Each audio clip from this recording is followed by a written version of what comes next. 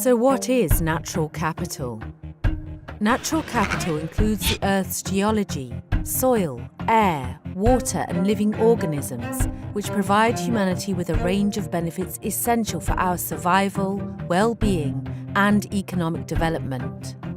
These benefits include ecosystem goods like food and fresh water, and ecosystem services like water purification and climate regulation. Let's have a look at the role of natural capital in some of the Greater Mekong's different habitats, focusing on Vietnam, Laos, Myanmar, Thailand and Cambodia. Forests counteract climate change and purify the air by capturing carbon dioxide. They reduce the risk of floods by soaking up rain, and support local economies by providing non-timber forest products such as honey, resin and medicinal plants, as well as income from ecotourism. The mosaic of forest types found across the region not only provide food and fuel sources for local communities, but also provide benefits such as pollination and soil fertility that are essential for agricultural production. Lakes and streams provide water for drinking and irrigation.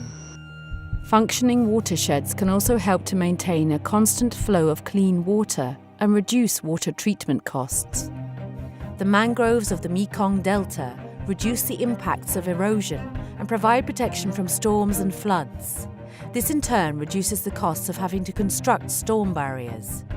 The Irrawaddy dolphins, found within parts of the Mekong River complex, support local economies through recreation and ecotourism. The abundance of fish in the river also provides a much-needed food resource for many communities up and down the Mekong. So, what is happening to our natural capital? Rapid development and misinformed land use planning is fragmenting landscapes and causing the goods and services provided by nature to be degraded and lost. The construction of the Dong Sahong Dam in Laos, for example, threatens fish migration patterns along the Mekong, which will impact the livelihoods, food security and nutrition of the millions of people living in the lower Mekong basin.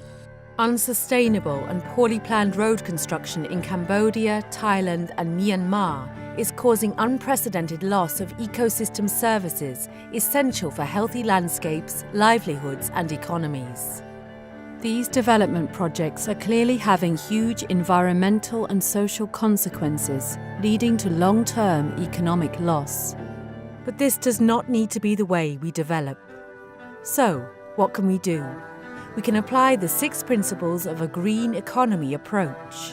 Renewable energy and low-carbon technologies can replace fossil fuels. Resources and energy are used as efficiently as possible and are shared more fairly. People use low-carbon forms of transport and live in more sustainable cities. Natural capital is maintained and restored.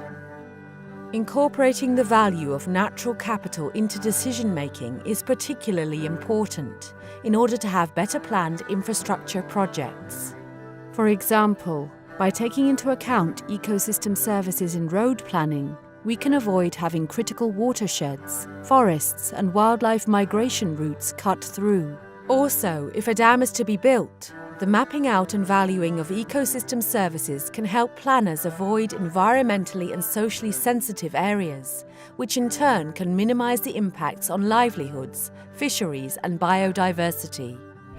By following a green economy approach, decision-makers can ensure that natural capital is not only mapped out and valued, but also accounted for in policy and planning, enabling the essential benefits we receive from nature to be maintained and enhanced today and for generations to come. Our future is in your hands.